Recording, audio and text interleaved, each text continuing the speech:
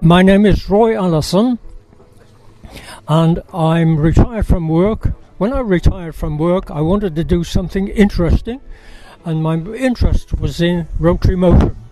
Hi Roy, it's Simon here from Andover Norton. We hear you're not feeling too great at the moment, and so we wanted to put together this little video just to try and put a smile on your face. We've got one or two rotaries here at the Andover Classics workshop, as you can see right now.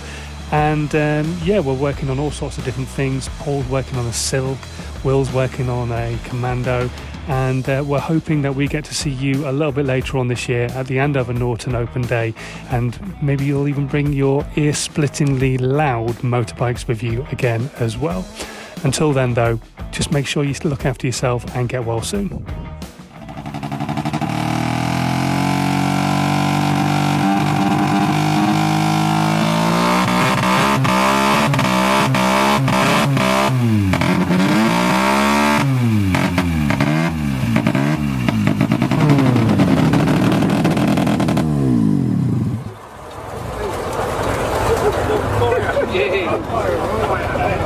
All right, you've been sitting down on the board.